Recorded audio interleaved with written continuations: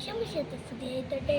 നിങ്ങൾ ലോകമെങ്ങും പോയി എല്ലാ സൃഷ്ടികളോടും എൻ്റെ സുവിശേഷപ്രസംഗത്തിൽ എന്ന ക്രിസ്തുനാഥൻ്റെ ദിവ്യവചനം ജീവിതത്തിൽ സ്വീകരിച്ച് വിശ്വാസത്തിൻ്റെ ദീപശിതയുമായി ഭാരതമണ്ണിലെത്തിയ അപ്പസ്തോലനാണ് നമ്മുടെ പിതാവായ മാർ തോമസ് ലീഹ.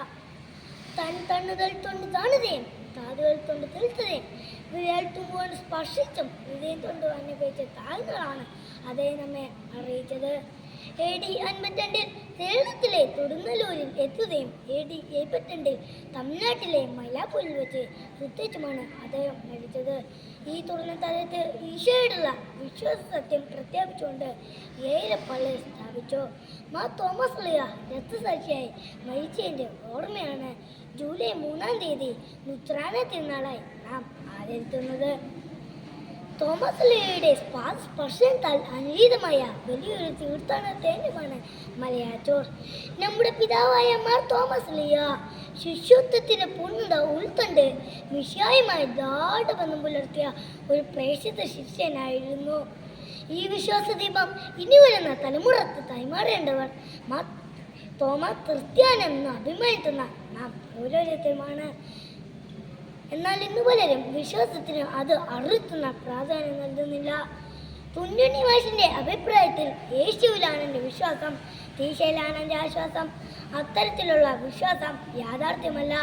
പ്രതിസന്ധികളിൽ തളരാത്തതും ആപത്തട്ടങ്ങളിൽ വിട്ടുപേക്ഷിച്ച് തടയാത്തതുമാണത്.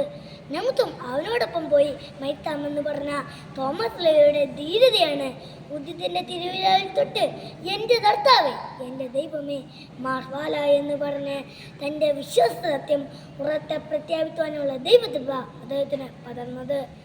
ക്രിസ്തു ശിഷ്യൻ്റെ ധാതുവൃന്ദം ഇന്നും അവസരങ്ങൾ പാർത്ത് ഇരുളിൻ്റെ മറവിൽ നിർത്തുന്നു. ഉറുഞ്ഞു തുള്ളുന്ന ജാതി തോമെന്നാൽ ആ ശബായ സംസ്ഥാനത്തിനെ ചിതയൊരുത്തുമ്പോൾ നമ്മുടെ വിശ്വാസ സാക്ഷ്യങ്ങളിലൂടെ നമുക്കും പ്രതിസംസ്ഥാനം രൂപപ്പെടുത്താം. അതിനാൽ പ്രിയപ്പെട്ടവരെ, ദൈവത്തിനും ദൈവിക താഴ്ന്നവർക്കും സത്യവിശ്വാസത്തിനും പ്രാധാന്യം കൽപ്പിക്കാത്ത ഇന്നത്തെ ലോകത്ത് യേശുവിനെ കർത്താവും ദൈവമായി ഏറ്റുപറഞ്ഞ് സ്വന്തം ഹൃദയ രക്തം കൊണ്ട് മുദ്ര വെച്ച ഭാരതത്തിലെ പ്രഥമ അപ്പസ്തോലനും നമ്മുടെ പിതാവുമായ മാർ തോമസ് ലീഹയുടെ വിശ്വാസ ജീവിതശൈലി നമുക്കും പിന്തുടരാം. അങ്ങനെ കാലങ്ങൾക്ക് മുമ്പേ കടന്നുപോയ വിശ്വാസ വെളിച്ചം പകർന്ന ആ തർമ്മയോധിയുടെ കാലവഴികളെ നമുക്കും പിന്തുടരാം. വിശ്വാസ തീഷ്ണതയാൽ ഈ കാലഘട്ടത്തെ നമുക്കും പ്രകാശിപ്പിക്കാം.